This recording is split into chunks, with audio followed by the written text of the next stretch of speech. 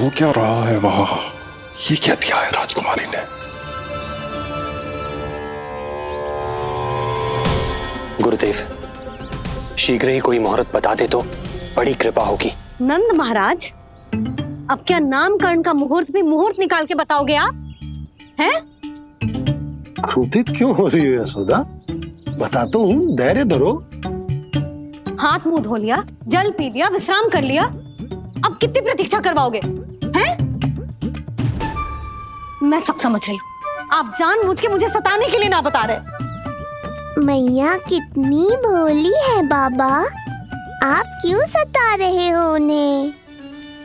बस बस बस, इतना भावुक होने की आवश्यकता ना है। बता तो, पंडित जी ने बताया है एक बहुत ही शुभ मुहूर्त आने वाले सप्ताह में ये है। और जानती हो जिस शुभ मुहूर्त किस दिन पड़ेगा?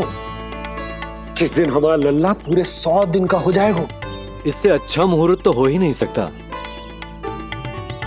धन्यवाद गुरुदेव।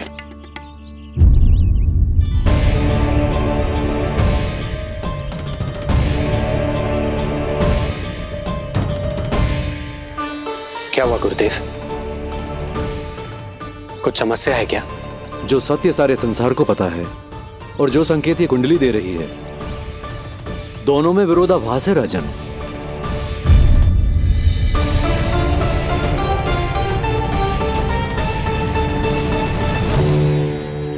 मैंने कहा ना राजन, उसकी चिंता करने की आवश्यकता नहीं है। ये कुंडली मुझसे कह रही है कि आपके भाग्य में केवल पुत्र थे। आपके भाग्य में केवल पुत्र थे, तो पुत्री कैसे हुई? इस कुंडली के अनुसार आपकी दोनों पत्नियों के एक एक पुत्र जीवित हैं।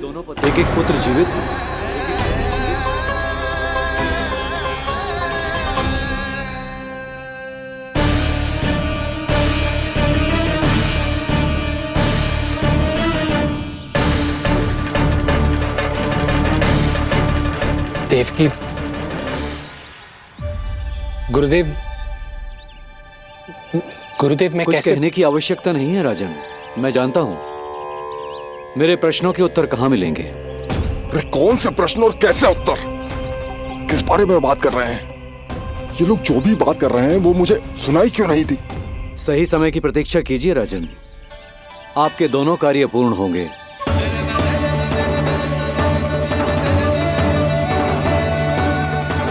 अब आप निश्चिंत होकर जाइए और प्रसन्नता मनाने की तैयारी कीजिए।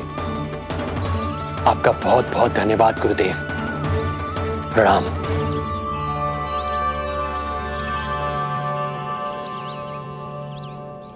सच्ची?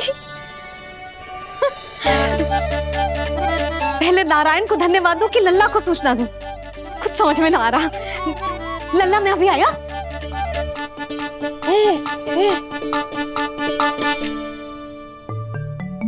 आपका बहुत बहुत धन्यवाद नारायण। अब शीघ्र ही मेरे लल्ला और उसके दाऊ को उनके नाम मिल जाएंगे, वो नाम जिससे वे पूरे संसार में पहचाने जाएंगे। अब लल्ला को बताती हूँ। लल्ला,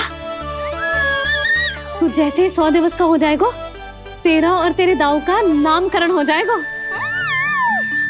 हाँ हाँ, किंतु आपने तो बताओ ही ना, हम इन दोनों को मिलवा कब सकते हैं? क्या देख रहे हो, बताओ तो। यशोदा, पंडित जी ने कही कि दोनों भाइयों को मिलवाने के लिए कोई मुहूर्त की आवश्यकता ना है, तो हम चाहें तो इन्हें आज भी मिलवा सकते हैं। लल्ला सुनो तूने, तू आज ही अपने दाऊ से मिल सकते है। मैं अभी सारी तैयारियां करती हूँ। भव्य मिलन होगा गोकुल में, भव्य मिलन। कुंडली के अनुसार इन दोनों के 8 पुत्रों में से 2 जीवित बचे हैं। पहला तो रोहिणी पुत्र है, पर दूसरा कौन है? और वो कन्या कौन थी जिसे कंस ने मारा था? वासुदेव की कुंडली में अभी तक पुत्री योग बना ही नहीं है।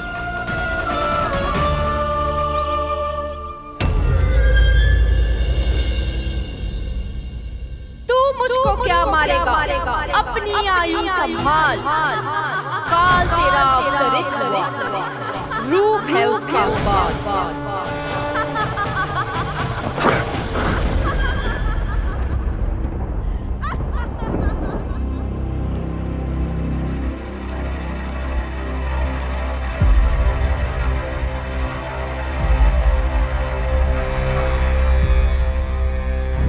आधी रात को इस तरह से उठकर बैठे हुए हैं आप स्वामी।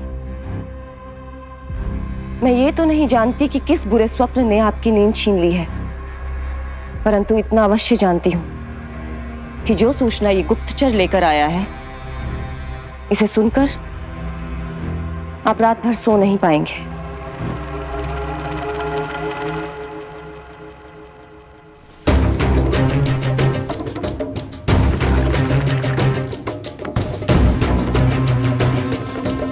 क्या सूचना है?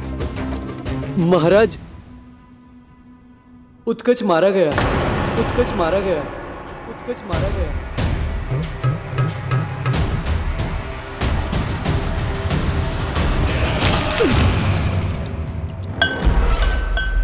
सूद वूद खो गए हो क्या अपनी? जो दिखता ही नहीं उसे मारा कैसे जा सकता है? इसने स्वयं देखा था महाराज, जिस शकट में समाकर शक्तासुर उस बालक को कुचलने वाला था, आपके शत्रु ने उसी शकट को चकनाचूर कर दिया।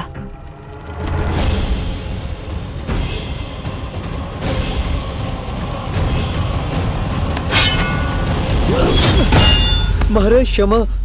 लगता है आपके सैनिक और तलवार दोनों की धार कुंद पड़ गई है महाराज।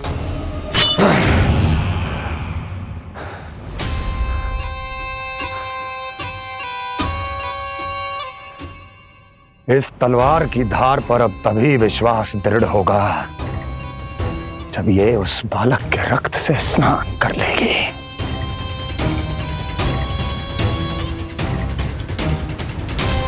और कैसे कैसे?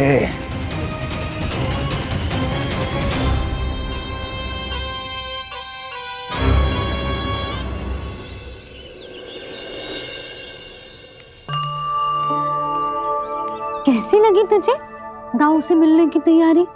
बहुत अच्छी है मैया, पर उससे भी अच्छी है वो प्रसन्नता जो इस मिलन के उत्साह में मुझे आपकी आंखों में दिख रही है।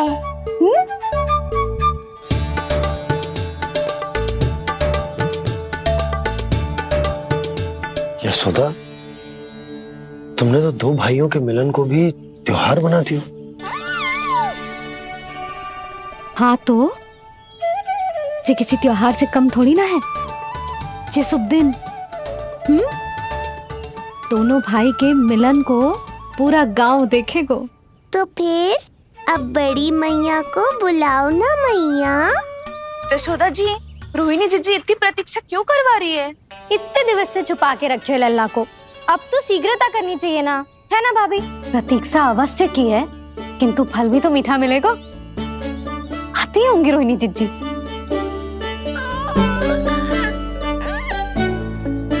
जीजी, कहीं उन्होंने अपना विचार तो ना बदल दियो?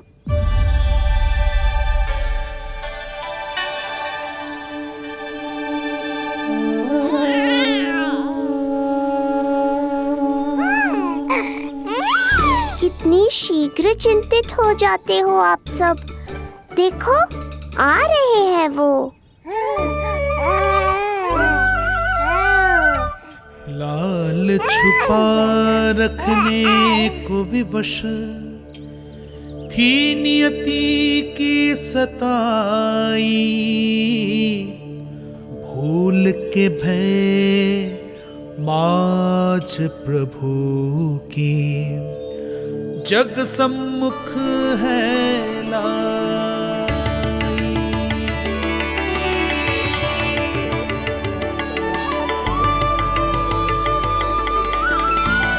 देखो तो कितनी मधुर मुस्कान है। और आंखें कैसी गंभीर और गहरी है।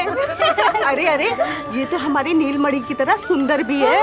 सही कह रही है तू, और कितना प्यारा भी है। और कितना पलचानी भी लग रहा है ये, है ना? तो देखो इसके। हाँ बिल्कुल लाल लाल टमाटर की तरह। देखो तो दाऊ आए नहीं कि ये सब की सब मुझे भूल ही गई। अरे हटो सामने से, मुझे भी तो देखने दो।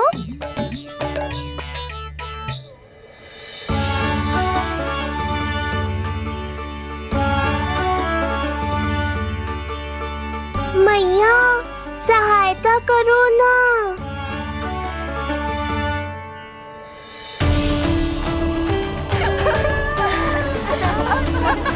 चलो हटो सब, हटो हटो हटो, हटो सामने से।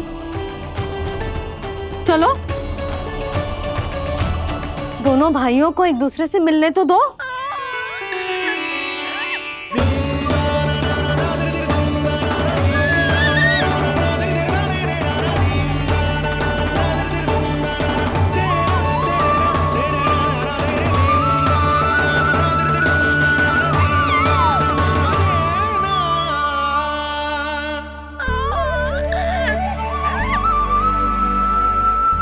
चल लल्ला, चल आजा।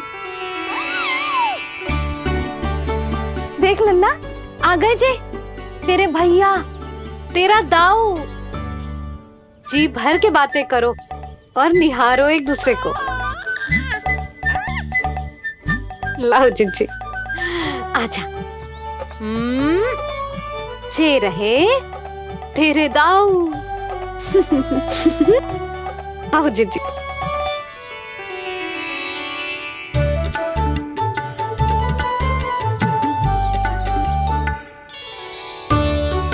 स्वागत है दाऊ।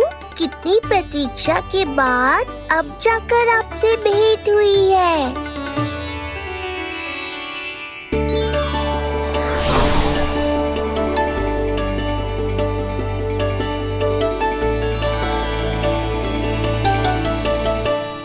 क्या हुआ दाऊ, मुझे पहचान नहीं पा रहे? कितनी देर लगाओगे दाऊ? अब तो पहचान लो, छोटा भाई हूँ आपका।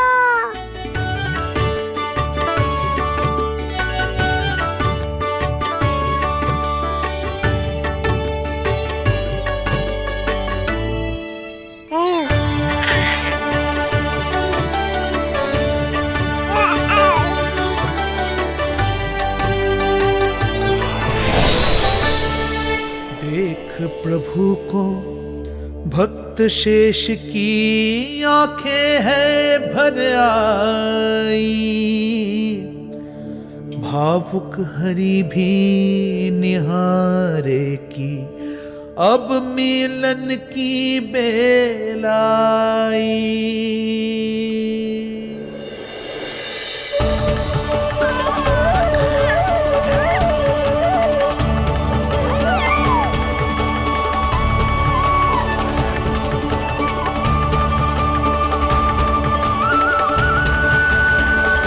प्रभु, आपके दर्शन पाकर मैं धन्य हो गया।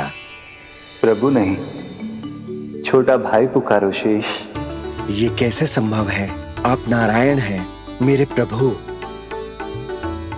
ये जानते हुए भी मैं आपसे बड़ा कैसे बन सकता हूँ? हर दुविधा की तरह इसका भी समाधान है शेष। अब तो हम एक दूसरे से मिल भी चुके हैं। पृथ्वी पर हमारा सूत्र जुड़ चुका है, इसलिए समय के साथ तुम ये भूल जाओगे कि तुम्हारा ये भाई मेरा ही अवतार है। ये क्या कह रहे हैं प्रभु? वही जो आवश्यक है, नहीं तो तुम नीलमणि के बड़े भाई होने का कर्तव्य कैसे निभाओगे? कैसे डांटोगे मुझे? और बड़े होने के नाते मुझ पर अधिकार कैसे दिखाओगे? पर प्रभु, पर किंतु परंतु ये सब भूल जाओ शेष। आज से, इसी क्षण से मैं हूं तुम्हारा छोटा भाई और तुम मेरे ताऊ। मैं हूं तुम्हारा छोटा भाई और तुम मेरे ताऊ। नारायण नारायण दाऊ। दोनों इतने सुंदर लग रहे हैं, मेरी तो दृष्टि भी ना हट रही इससे। कहीं मेरी ही दृष्टि ना लग जाएगी। ये तो प्रतिदिन की कथा है दाऊ। हे नारायण, मेरे कानों से तो अभी से रक्त निकलने लगा। आदत डाल लो दाऊ, अब तो सहना ही पड़ेगा। वो देख रहे हो, सुलक्षणा चाची सबसे अधिक चतुर यही हैं। केवल अधिक चतुर ही नहीं नीलमणि, बहुत अधिक सयानी भी है ये। बिल्कुल सही पहचाना दाऊ, पर आप चिंता मत करो, मैं हूँ ना, मैं संभाल लूंगा इन सबको।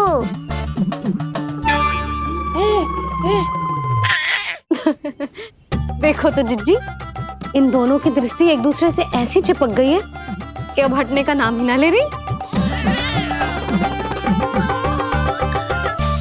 ये सूचक है उस प्रेम के बंधन का जिसमें ये दोनों भाई आज के बाद सदा के लिए बंध जाएंगे।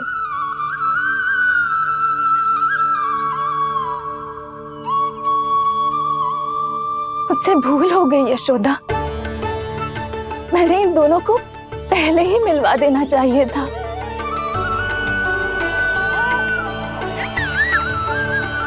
मैं कहती थी ना आपसे।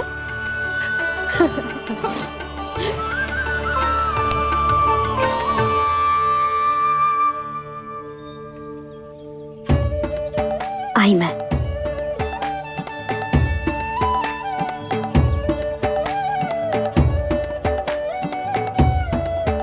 क्या सोच रहे हो ऐसे खड़े खड़े? देख रहा हूं दोनों भाइयों का ये मिलन किसी त्योहार से कम थोड़ी ना। सही कहा था तुमने।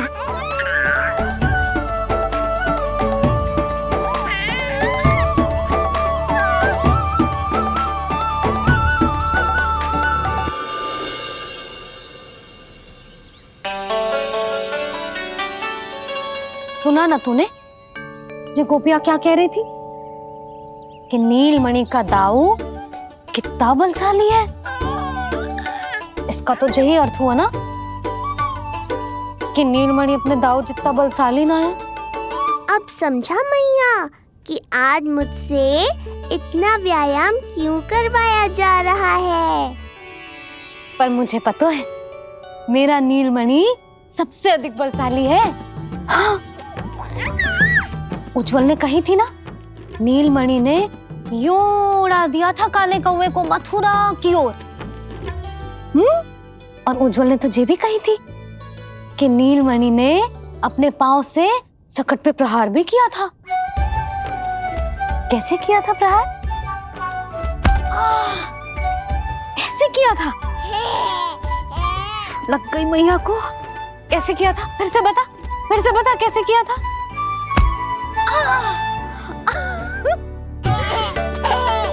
मेरे लल्ला में कितना बल है। मैया को ही धकेल दियो पीछे। अच्छा ही है कि आप उज्जवल के कहे को गंभीरता से नहीं ले रही, नहीं तो आपका ये रूप मैं कैसे देख पाता मैया। फिर से बता कैसे मारा था? कैसे मारा था?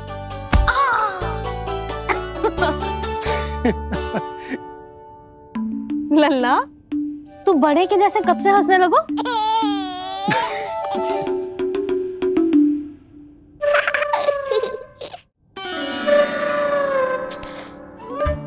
आप यहाँ क्या कर रहे हो? छुप छुप के मैया और लल्ला को खेलते हुए देखने के अतिरिक्त और कोई कार्य ना है आपके पास? कार्य तो है, पर यह अधिकार भी है कि मैं अपनी बड़ी सी पत्नी को अपने छोटे से लल्ला के साथ छोटे बालकों की तरह व्यवहार करते हुए देखूं। अब देख लियो ना, अब जाओ अपना कार्य करो। कार्य तो कर लूंगा, परंतु मेरा पेट मुझसे कह रहा है कि इसे भूख लगी। भूख लग गई? भोजन का समय होगा। अभी लगाती हूँ भोजन।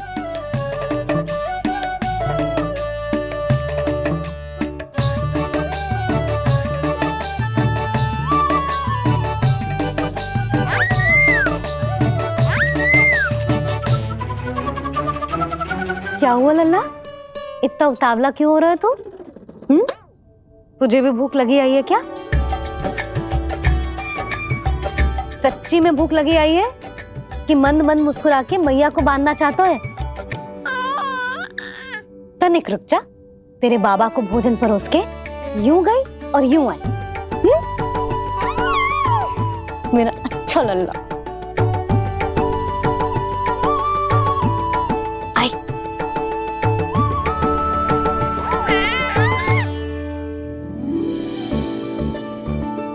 आज केवल रोटी है खाने में? ना, दाल है ना, तरकारी भी है, दही है, लड्डू भी है। तो दाल ले आओ। अभी लाई है।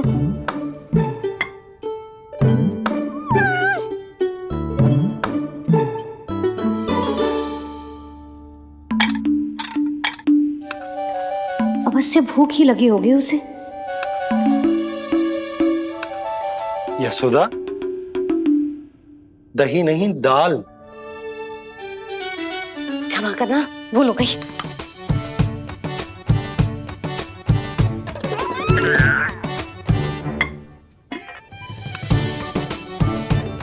यशोदा,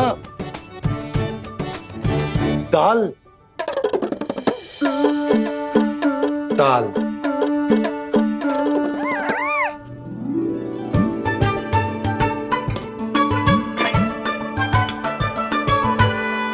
अब ऐसे क्या देख रहे हो? बोला ना भूल हो गई। सब मिला के खा लो, पेट में तो मिलना ही है। थोड़े चावल मिलेंगे? हाँ मिलेंगे, अवश्य मिलेंगे।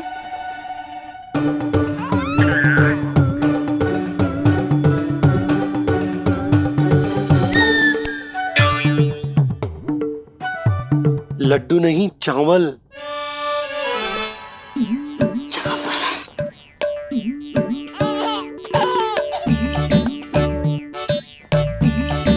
हंस क्या रहे हो जी?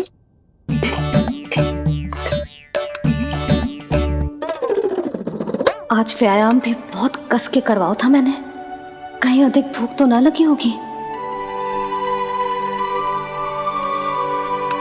सच्ची है यशोदा, बिल्कुल ना बदली तू। पहले रामू की चिंता में व्याकुल रहती थी और अब हम नीलमणि में तुम्हारा मन लगा रहता। हाँ तो लल्ला भूखा हो और मैया का मन व्याकुल भी ना हो, ऐसा हो सकता है भला? फिर तो दूध पिला दो ना उसको। जाऊं? शीघ्र जाओ। किंतु आप तो खा रहे हो ना पतिदेव। वही तो यशोदा, मैं खा रहा हूं, किंतु वो भूखो है। जाओ। ठीक है। यहाँ थी तो लल्ला की भूख के लिए चिंतित थी, अब वहां जाएगी तो पक्का मेरे भोजन के बारे में चिंता करेगी। कहीं आधी ही भूख में ना उठ जाए तेरे बाबा, उन्हें कुछ और चाहिए होगा तो? सही कहा था बाबा ने, वहाँ मेरी चिंता थी, यहाँ बाबा की चिंता है। सच्ची मैया, अनोखी हो आप। अरे इतने से पेट भर गया तेरा? ना, ये वाली मुस्कुराहट तो मत ही दिखा मुझे। इतनी शीघ्र तेरा पेट भर ही ना सकता। मैया जानती है अपने लल्ला की भूख।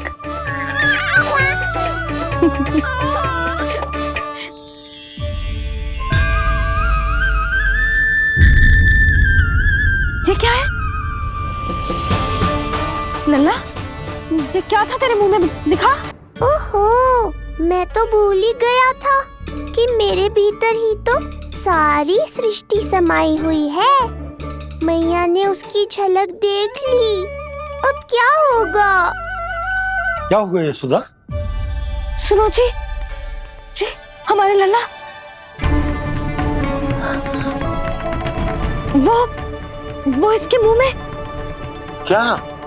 भूल जाओ ना मैया, कुछ नहीं था मेरे मुंह में। लल्ला मुंह खोल के बाबा को दिखा। अरे क्या देख रही है उसके मुंह में? अवश्य ही मेरा दृष्टि भ्रम होगा, किंतु ऐसा भ्रम। अरे बताओ ना यशोदा, या फिर मुहूर्त शीघ्र ना बताने की बात का प्रतिशोध ले रही हो तुम? ना ऐसी बात ना है। तो फिर बताओ ना क्या बात है? हा? मैंने लल्ला के मुंह में कुछ देखो। क्या देखो? अब फंस गया मैं। मैया बाबा को सब कुछ बता देंगी और राय का पहाड़ बन जाएगा। फिर कैसे संभालूंगा इन दोनों को? ऐसे लगो जैसे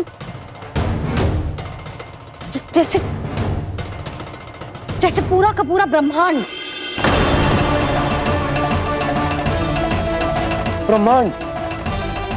लल्ला के मुंह में। अच्छा, तुम मेरा मुंह देखो। हाँ।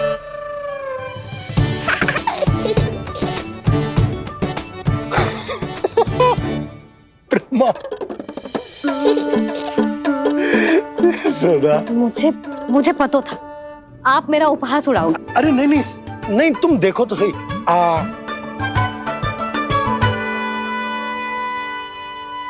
ब्रह्मांड ना सही, गोकुल तो दिखना चाहिए।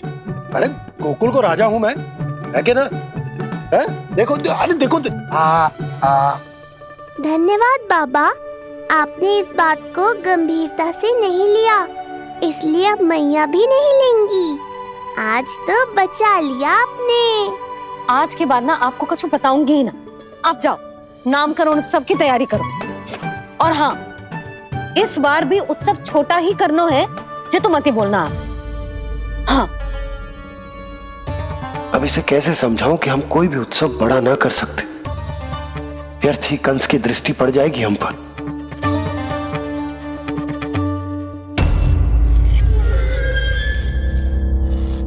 लगता है आपके सैनिक और तलवार दोनों की धार कुंद पड़ गई है महाराज।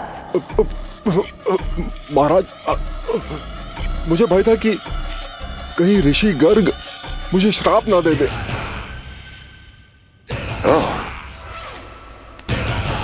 तो श्राप से भयभीत हो गए दुर्जन, किंतु कंस तो कोई श्राप नहीं देता, सीधा मृत्यु देता है। ऐसा न करे महाराज, दया करे, दया निदान। यदि मैं उनकी इच्छा के विरुद्ध भीतर जाने की कोशिश करता तो जितनी सूचना मुझे मिली है उतनी भी नहीं ला पाता।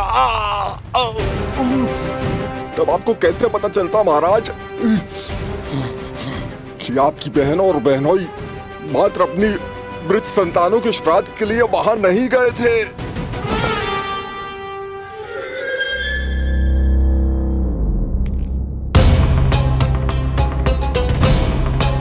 आगे बोलो।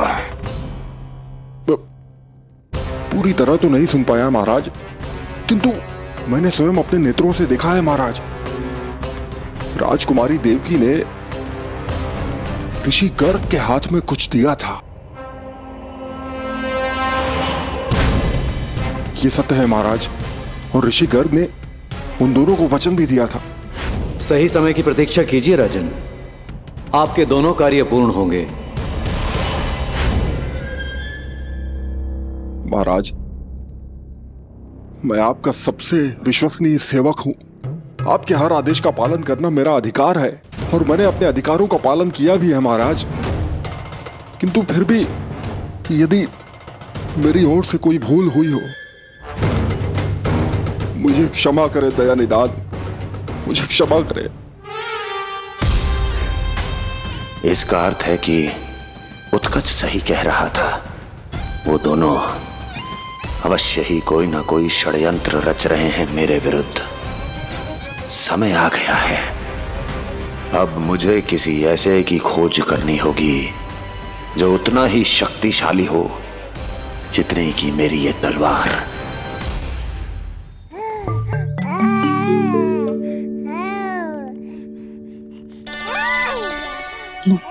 अभी से पुकारने लगो जी, अभी तो आई हूँ रसोई में।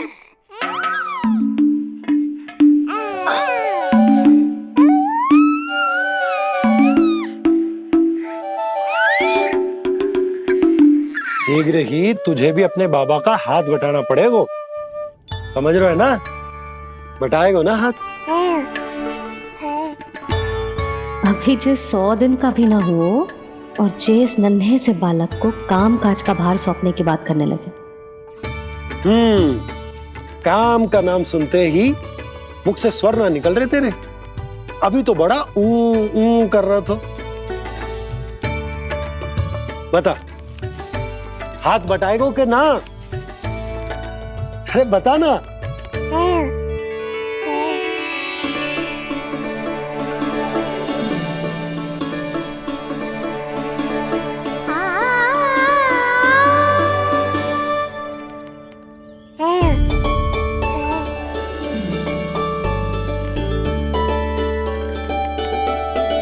कल तू पूरा 100 दिन को हो जाएगा लल्ला। पंडित जी आएंगे, तुझे नया नाम मिलेगा। देखो तो मन में तो इनके भी कितना उत्साह भरो है, बस दृष्टि में मैं ही आती हूँ। और कल तुझे वो नाम मिलेगा लल्ला जिससे पूरा संसार तुझे पहचानेगा।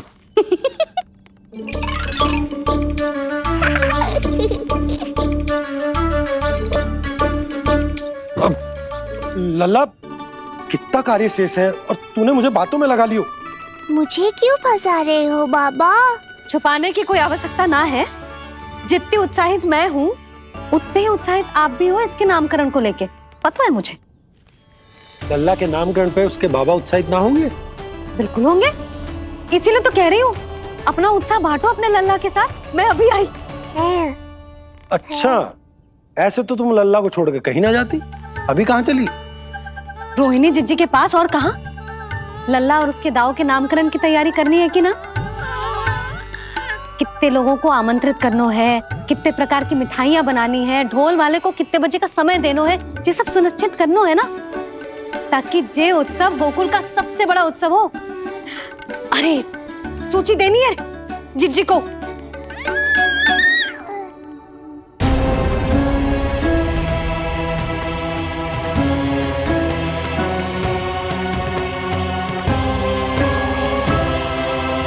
सबकी कोई आवश्यकता ना है। आवश्यकता ना है मतलब? कहना क्या चाहते हो आप? मैं ये कहना चाहता हूं कि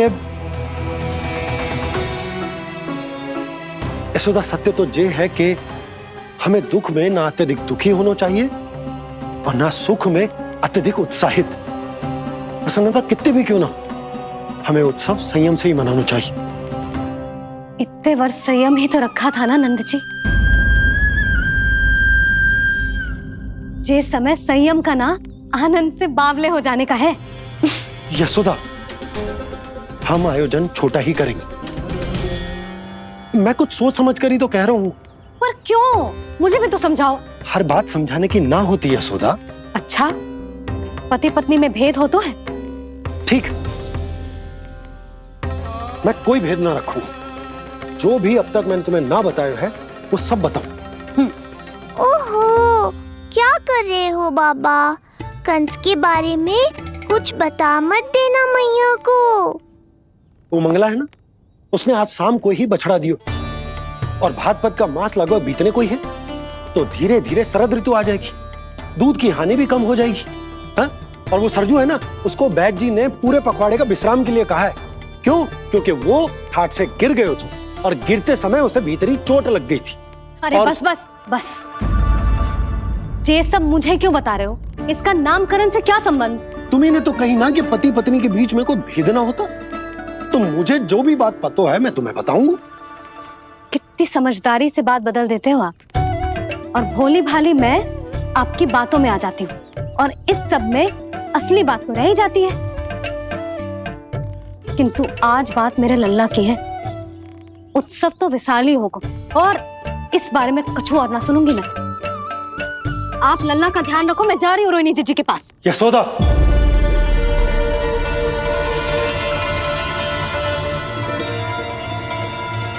बात केवल सुनने की ना होती, उसे समझना भी पड़ता है।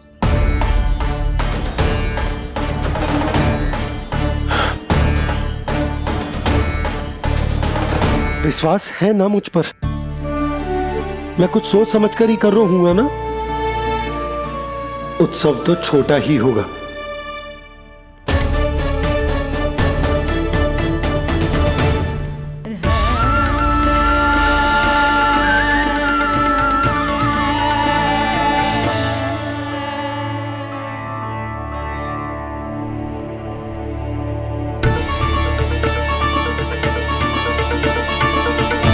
क्षमा करना लल्ला, तेरी मैया को डांटना पड़ गया। आपको मेरी सुरक्षा की चिंता है बाबा, समझता हूँ मैं, इसलिए आपने ये निर्णय लिया है। समझ में नहीं आता कब कौन सा निर्णय क्यों लेते हैं आप। यदि कंस को समझना इतना आसान होता तो कंस नहीं होता। ये नया सिंहासन उसके लिए है जो मेरा विश्वास पात्र बनेगा। मेरे दाहिने हाथ की तरह मेरे मन के सबसे निकट होगा वो। मंत्री परिषद में विशेष स्थान की प्राप्ति होगी। मेरे बाद पूरे राज्य के लिए उसी का वचन होगा। शासन। किंतु ये अधिकार केवल उसे प्राप्त होगा जो मेरी परीक्षा में उत्तीर्ण होगा। मेरा सबसे महत्वपूर्ण कार्य करेगा वो। इसलिए जाओ, कह दो सभी बाहुबलियों को, महाबलियों को, दैत्यों को, दानवों को, प्रेतों को, पिशाचों को, सभी को यह सूचना दे दो ना ना ना ना, सूचना नहीं, चुनौती दो कि यदि साहस है तो आए, मेरी परीक्षा में उत्तीर्ण हो और इस सिंहासन पर बैठने का अधिकार प्राप्त कर ले। जाओ। और हां, ये अवश्य कहना कि केवल वही आए जिनके हृदय में साहस का ज्वालामुखी धधकता हो, जिनकी तलवारें पर्वतों का सीना चीरने को व्याकुल हो, जिनकी संकल्प शक्ति इतनी दृढ़ हो कि मृत्यु से टक्कर ले लें। कायर नहीं चाहिए मुझे। जाओ। महाराज, आप जिसे भी ये विशेष पद देंगे, भविष्य में यदि वही हमारे शीश पर बैठ गया तो क्या करेंगे आप? पहले ऐसा कोई योद्धा सामने तो आए अस्ति जो उस विष्णु के अवतार का संहार कर सके।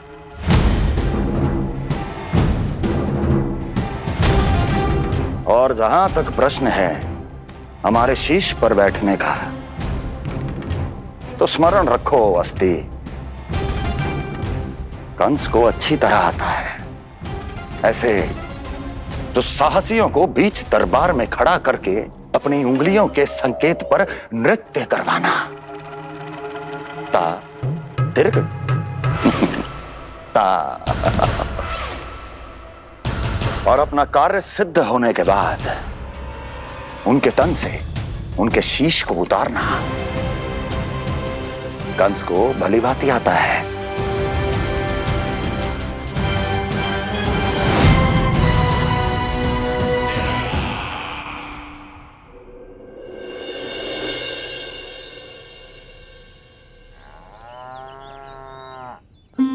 अरे 100 दिन का होगा हुआ तो लल्ला, कम से कम 100 व्यक्ति तो आने चाहिए थे ना तेरे और तेरे दाऊ के नामकरण में।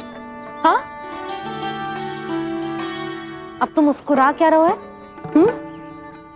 तू ही बता, जे भवन देख के लग रहा है कि यहाँ कोई उत्सव है? बिना अतिथियों के कैसा उत्सव और कैसा आनंद, तू ही बता। और मैं करूं भी तो क्या? पता है लल्ला, मुझे तो लग रहा है तेरे बाबा ना कंजूस होगा है। नहीं तो भला और क्या समस्या हो सकती है उन्हें बड़े आयोजन से? अरे गोकुल के राजा का लल्ला है तू, राजकुमार। यदि तेरा आयोजन बड़ा ना होगो तो भला किसका होगो?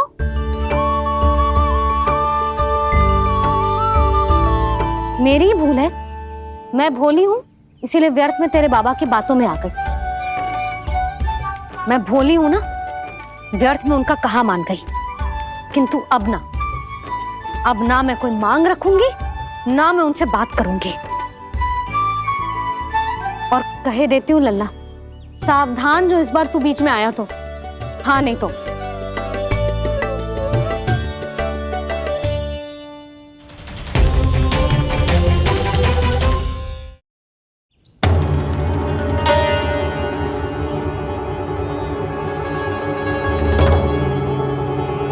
क्या होगा?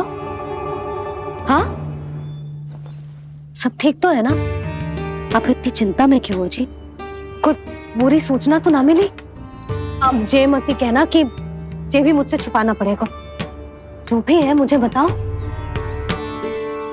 पंडित सदानंद जी महाराज वो नामकरण के लिए ना आ सके। उनकी बिटिया के पांव भारी, उसे लिवाने वो समझाने गए। ये तो शुभ समाचार है।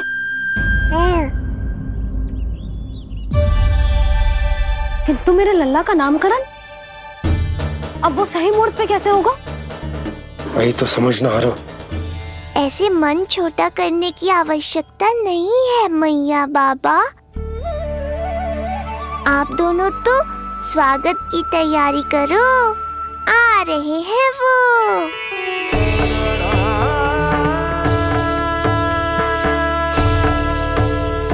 लो, आ गए वो जिनकी मुझे प्रतीक्षा थी। आप दोनों व्यर्थ ही चिंता कर रहे थे।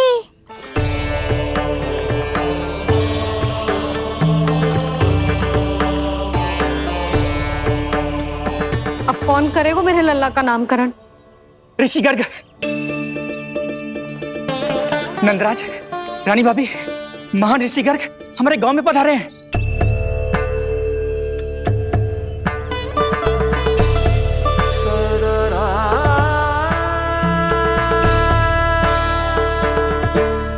ऋषि गर्ग गोकुल में? हाँ नंदराज, और कह रहे थे उन्हें यादव राज वासुदेव जी ने भेजो है रानी जी के पास। अरे तो तुम लोग खड़े खड़े क्या देख रहे हो? जाओ उनके सत्कार की तैयारी करो। जी यशोदा, उनके स्वागत की तैयारी करो। सुनो जी, वो तो यादवों के कुलगुरु है ना, रोहिणी जीजी के यहाँ आए हैं, हमारे यहाँ आएंगे। आप देखती जाओ मैया, वो सीधे हमारे घर ही आएंगे।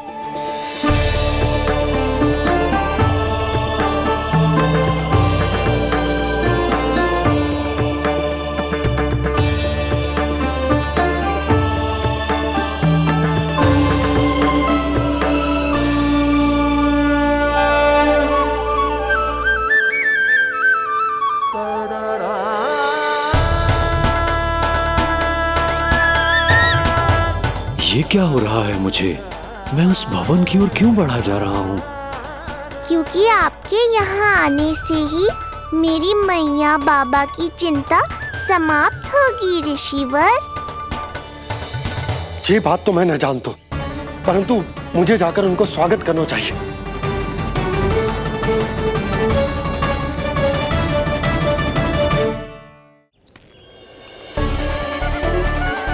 गुरुदेव, कल्याण हो। भगवान श्री नारायण के महान भक्त आज हमारे गांव में पधारे। हमारा जीवन सफल है गयो आज।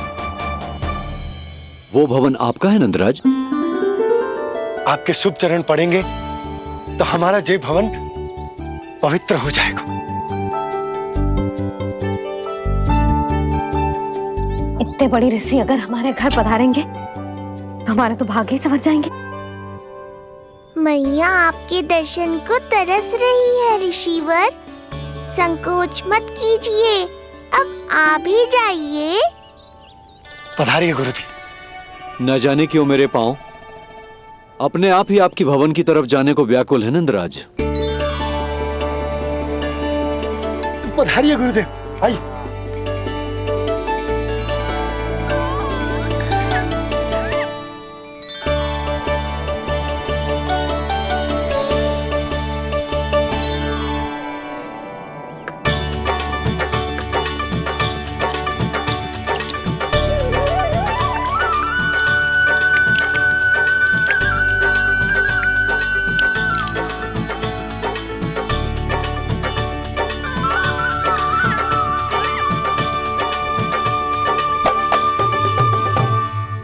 कल्याण हो।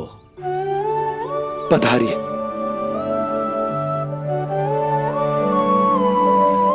आया तो था मैं रानी रोहिणी के भवन में, पर पता नहीं कैसे यहाँ खींचा चला आया।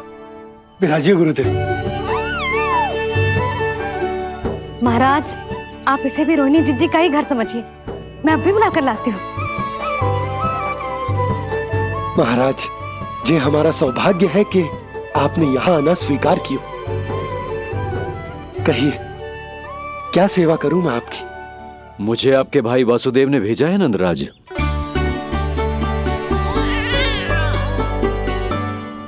प्रणाम गुरुदेव।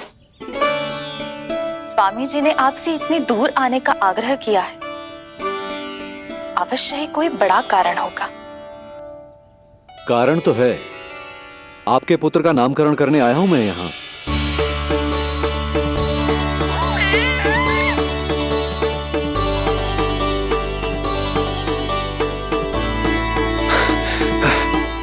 ऋषिवर, तब तो आप अत्यंत ही शुभ दिन पधारे।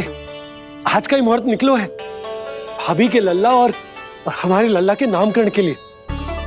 हम तो पंडित जी गांव से बाहर हैं, इसीलिए आप। अब तो आप यहाँ आ गए हो, आप हमारे भी लल्ला का नामकरण कर दो ना। पुत्री, ये क्या कह रही हो तुम? विनती कर रही हूँ, और मेरी जे आग्रह अस्वीकार मत ही करो। आप दोनों भाइयों का नामकरण एक साथ हो जाएगा।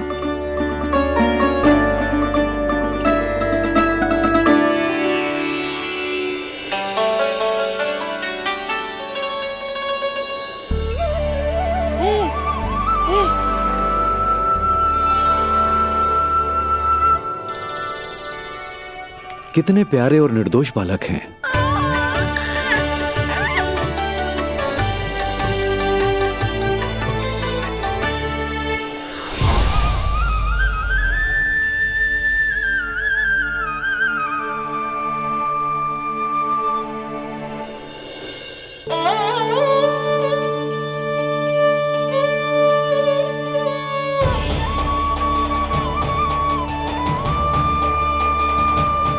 इन दोनों को देखकर गुरुदेव की आंखों में आंसू क्यों आ गए?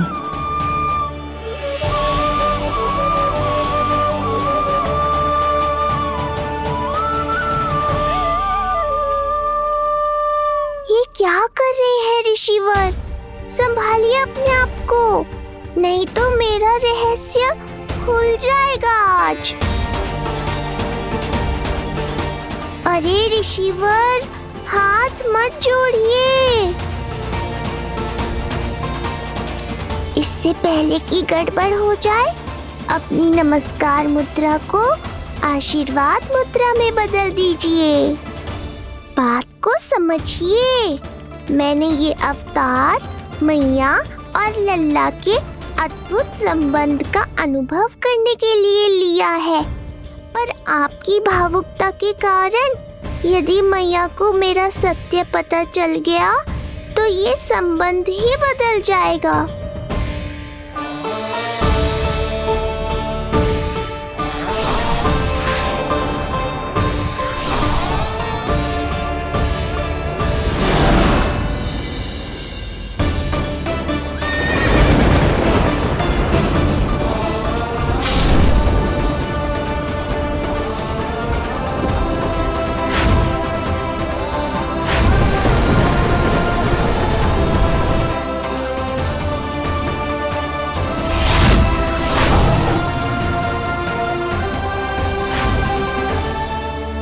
अब आप सब कुछ जान चुके हैं ऋषिवर, इसलिए अब मेरे सामने हाथ जोड़कर मेरे सत्य को उजागर मत कीजिए।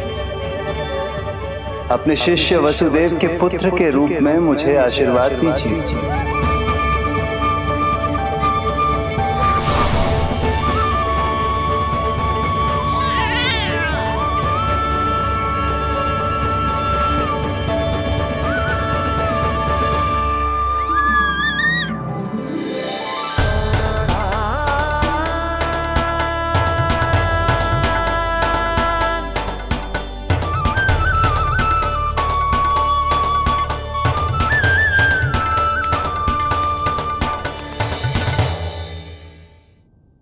ऋषिवर, आप मौन क्यों हैं?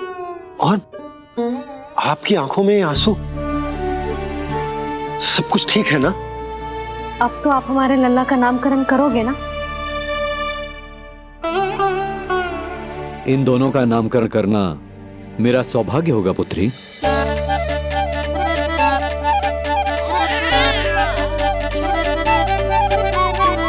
परंतु ये गोपनीय रूप से करना होगा।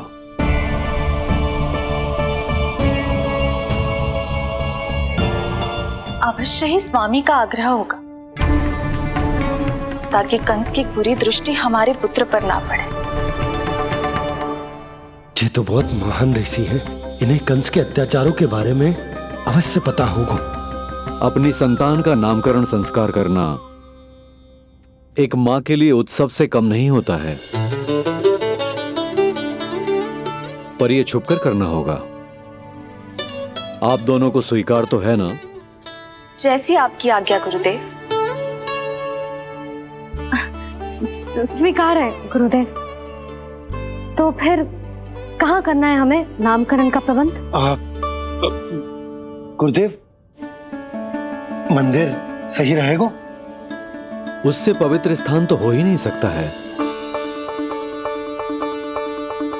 ऋषिवर, आप तनिक विश्राम कीजिए, हम लोग प्रबंध करते हैं।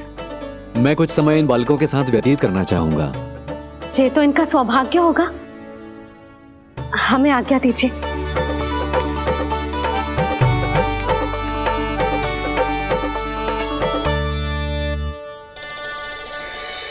प्रभु, स्वयं भगवान होकर भी आपको बंदी गृह में जन्म लेना पड़ा। अब अपनी मां को छोड़कर दूसरी मां के यहां पलना पड़ रहा है। जब से गोकुल आए हैं छुप छुप कर रहना पड़ रहा है। इतनी नन्ही सी अवस्था में दुष्ट कंस के कितने ही आक्रमणों का सामना कर चुके हैं आप। और जिस उत्सव में सभी सप्तऋषियों और सभी देवी देवताओं को साक्षी बनकर आना चाहिए, उस नामकरण उत्सव को यहां एकांत में करना पड़ रहा है। क्यों प्रभु, इतने कष्टों को सहकर ये अवतार क्यों लिया है आपने? दुष्टों का नाश करने के लिए, धर्म की स्थापना करने के लिए और सबसे अधिक मैया की ममता का अनुभव करने के लिए। पर इसके लिए इतने कष्ट? मानव जीवन लिया है तो कष्ट तो उठाने ही पड़ेंगे ऋषिवर। मानव जीवन की आंच जला रही है, फिर भी आप मुस्कुरा रहे हैं प्रभु। ये कैसा अनोखा अवतार है। आंच में जलकर भी यदि मैं नहीं मुस्कुराऊंगा तो अपने भक्तों को क्या शिक्षा दूंगा मैं? आज एक कंस का प्रकोप है, भविष्य में सहस्रों कंस होंगे और आने वाले युगों में होंगे अनगिनत कंस। उस समय मेरे भक्तों को पता होना चाहिए कि अपने कष्टों को कैसे सहना है और धर्म के पथ पर अडिग कैसे रहना है।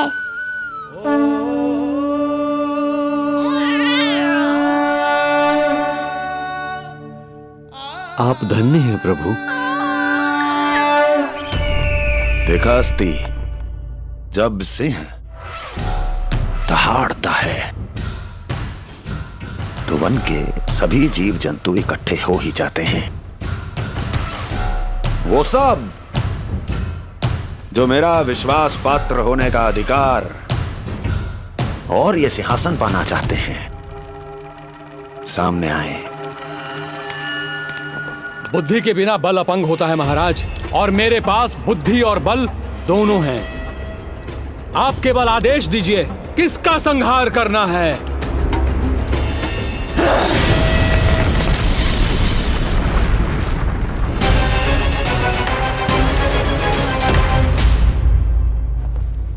सारी तैयारी हो गई।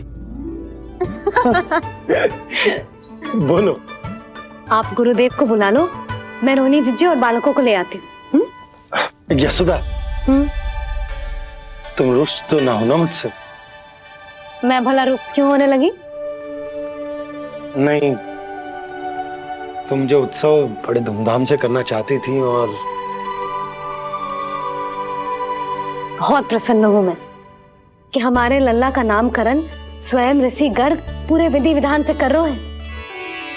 मैं समझ गई, उत्सव बड़ा हो या ना हो, प्रसन्नता बड़ी होनी चाहिए।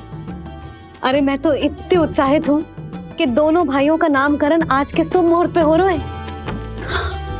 तो इससे पहले जो बीत जाए, जाओ।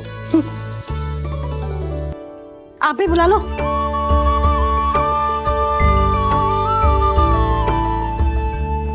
यहाँ सब के सब एक से बढ़कर एक है, तो फिर अपने कार्य के लिए किसका चुनाव सबसे पहले करूं? मेरा सामर्थ्य तो आपने अभी तक देखा ही नहीं महाराज। चुटकी बजाकर शत्रुओं का विनाश कर सकता हूं मैं।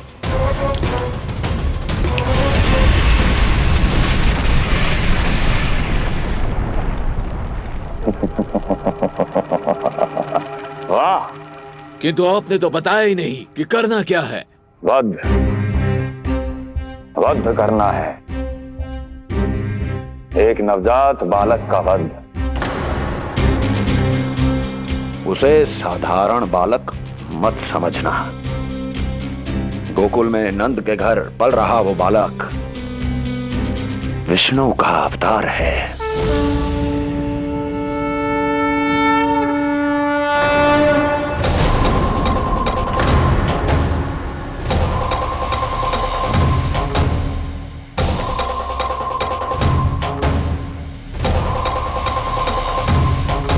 क्या हुआ?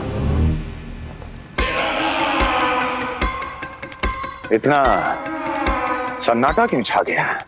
क्षमा कीजिए महाराज, पर मैं नन्हे बालकों के साथ हिंसा नहीं करता। विष्णु अवतार बड़ा छलिया है महाराज, मैं उसका मुख भी नहीं देखना चाहता।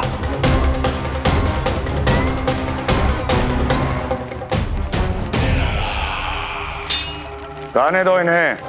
वैसे भी इस सिंहासन के लिए मुझे कायरों की कोई आवश्यकता नहीं। जाने दो।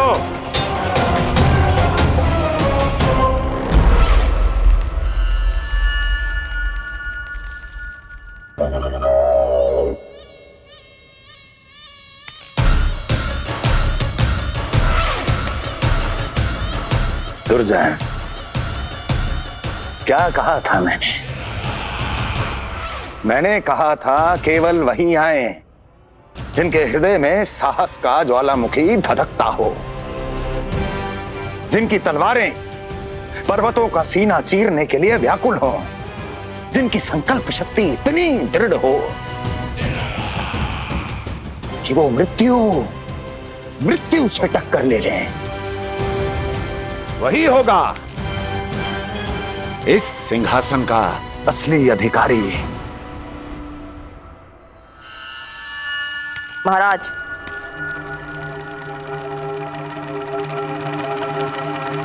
ना तो आपके दिए इस सम्मान का कोई मूल्य रह गया है और ना ही आपके भय का।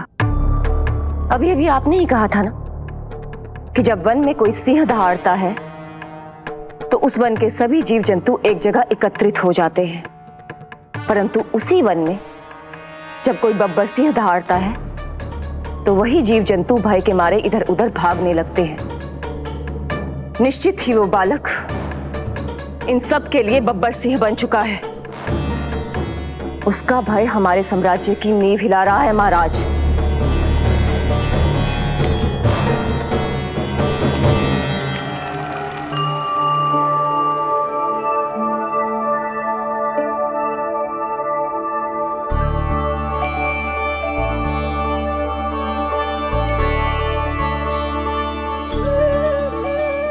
हे नारायण, मेरा मार्गदर्शन कीजिए।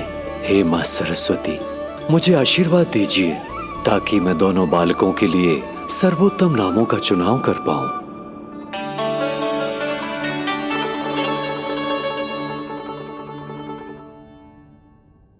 आपके पुत्र को बड़े भाई के कर्तव्य का निर्वाह करना है और इस दायित्व को प्रभु श्री राम से अच्छा किसने निभाया है? जैसा अटूट संबंध उनका अपने भाइयों के साथ था, मैं श्री नारायण से प्रार्थना करता हूं कि वैसा ही प्रेमपूर्ण संबंध इसका भी अपने छोटे भाई के साथ हो।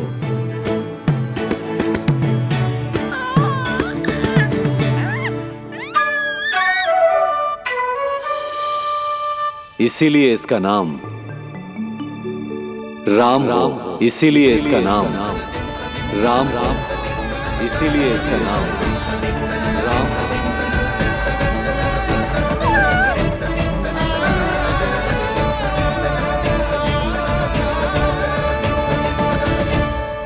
बड़े भाई में आदर्श, न्याय, संकल्प बल के साथ साथ शारीरिक बल भी होना चाहिए। मैं देख पा रहा हूं ये बालक इन सब बलों के लिए जाना जाएगा। इसलिए जो नाम इसके व्यक्तित्व के लिए सबसे उचित है वो है बलराम। बलराम, बलराम।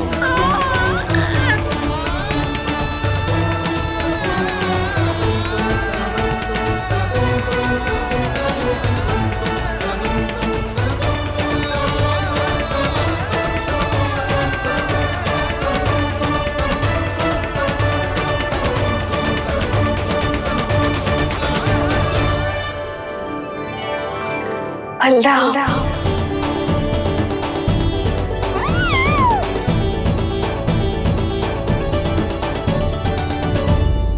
तो फिर उसका नाम बल राम रखना।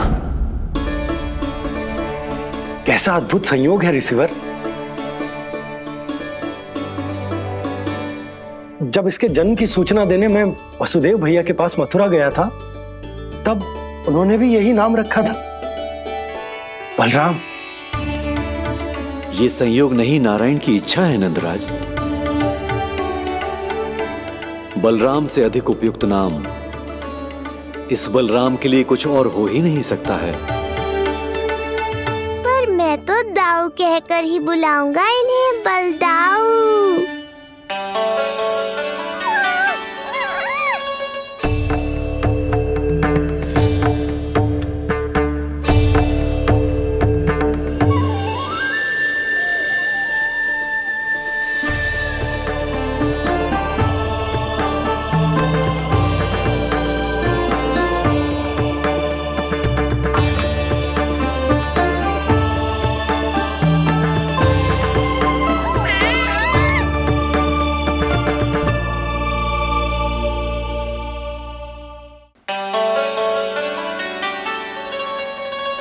सुना पुत्र, आज से तुम्हारा नाम होगा बलराम।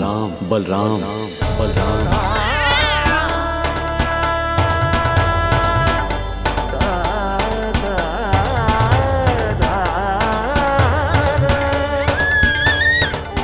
गुरुदेव, कितना अद्भुत नाम दिया है आपने इसे। अब मेरे लल्ला को भी ऐसा ही कोई उत्तम सा नाम दे दो।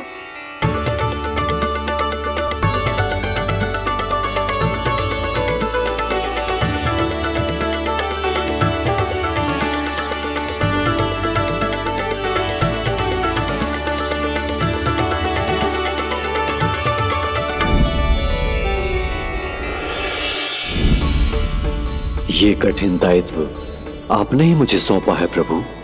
इसे निभाने की क्षमता भी आप ही दीजिए।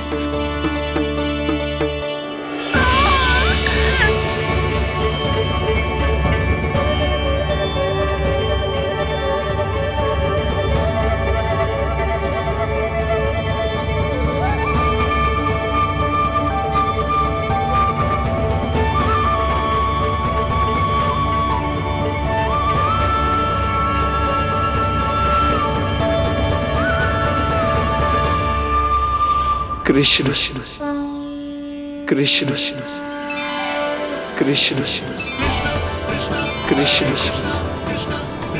कृष्ण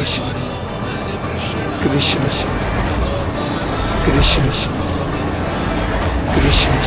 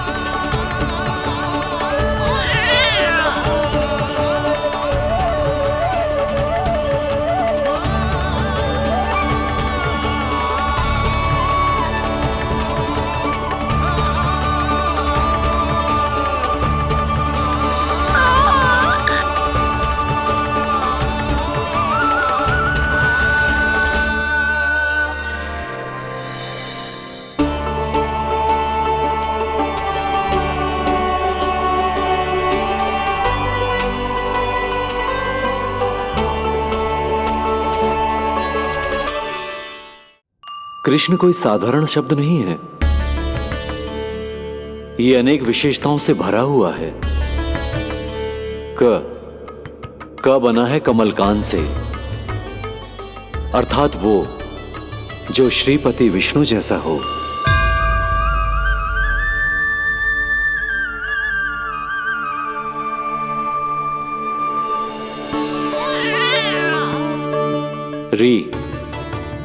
री की उत्पत्ति हुई है श्री राम से, अर्थात वो जो सबके हृदय में बस जाए। ऐश्वर्य के स्वामी विष्णु के लिए, अर्थात वो जो समृद्धि लेकर आए।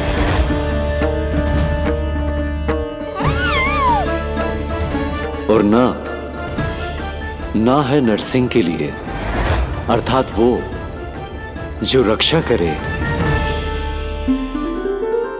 और अंत में आकार की मात्रा सूचक है अग्निदेव का,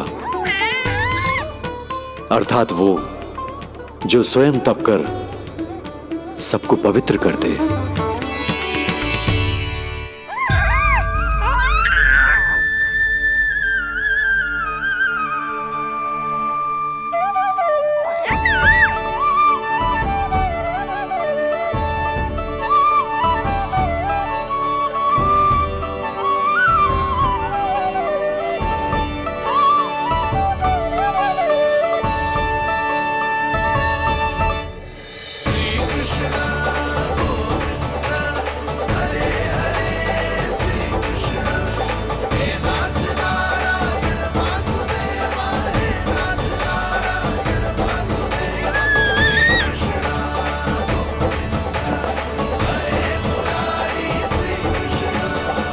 आज से तुम्हें सारा संसार जिस नाम से पहचानेगा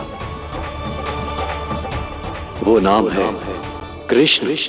वो नाम है कृष्ण। वो नाम है कृष्ण। वो नाम है कृष्ण। कृष्ण कृष्ण कृष्ण कृष्ण कृष्ण कृष्ण कृष्ण कृष्ण कृष्ण कृष्ण कृष्ण कृष्ण कृष्ण।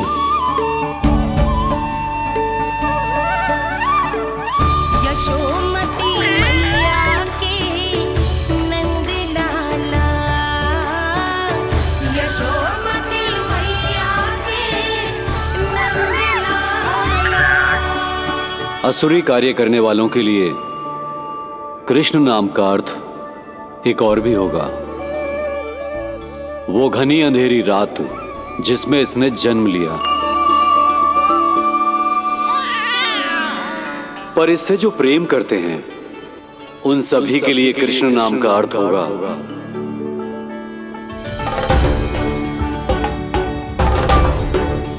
अतुलनीय सुंदरता और अथाह प्रेम।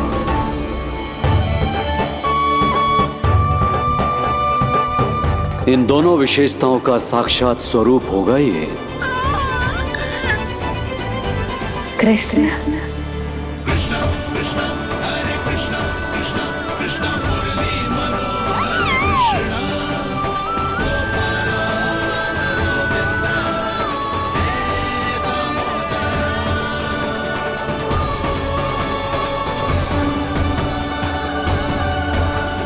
कान्हा के नटखट लीला और मजेदार कारनामे देखने के लिए चैनल को सब्सक्राइब करें और बेल आइकॉन दबाना ना भूलें।